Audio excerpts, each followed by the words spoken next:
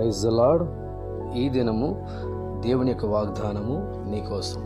కీర్తన గ్రంథము 91 కీర్తన 15 వచనం.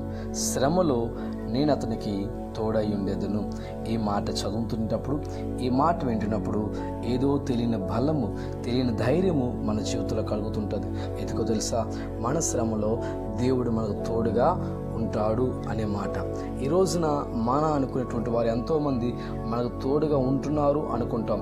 అయితే నీకు ఉద్యోగం ఉంటే నీకు తోడుగా ఉండొచ్చు, నీకు పదవి ఉంటే నీ చుట్టూ ఉండొచ్చు, నీకు బలం ఉంటే నీ చుట్టూ ఉండొచ్చు, అందం ఉంటే నీ చుట్టూ చాలామంది ఉండి మావాడు, మా వ్యక్తి, మాకు సంబంధించిన వారు అని అనేకులు నీ గురించి మాట్లాడుకోవచ్చు.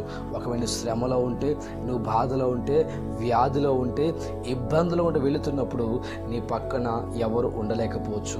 ఈ రోజున దేవుని బిడ్డ, ఎవరు నీ తోడుగా ఉన్నా లేకపోయినా చివరి వరకు, నీ కొన ఊపిరి వరకు కూడా నీ తోడుగా ఉన్నవారు ప్రభుని యేసుక్రీస్తు వారు. దేవుని హస్తం నీకు తోడుగా ఉంటే నీ స్థితి, నీ పరిస్థితి మారిపోతుంది. బైబిల్ గ్రంథంలో యేసేపు అనే వ్యక్తి ఉన్నాడు.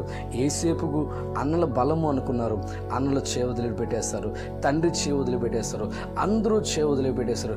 నమ్ముకున్న వారందరూ కూడా యేసేపుని చేయి వదిలేస్తారు. అయితే యేసేపు తన జీవితాన్ని దేవుడికి అప్పగించుకున్నాడు. యేసేపు చెరసాల్లో ఉండేటప్పుడు దేవుని హస్తము యేసేపు తోడై ఉంది. యేసేపు గోతులో లోయలో పడిపోయినప్పుడు దేవుని హస్తము యేసేపుకు తోడై ఉంది. యేసేపు దేవుడి హస్తము తోడైన యేసేపు అంతకు వర్ధిల్లుతూ బానిసగా ఉన్నటువంటి వ్యక్తి రాజసింహాసనం మీద కూర్చునే కృప దేవుడు యేసేపుకు అనుగ్రహించారు. ఈరోజు దేవుని హస్తం నీకు తోడుకుంటే నీ స్థితి ఉన్నతంగా మారుతుంది. ప్రభు కృప నీకు తోడైన కోరుకుంటూ ఈ వాగ్దానము నీ జీవితంలో ప్రభు నెరవేర్చునుగాక. ఆమేన్.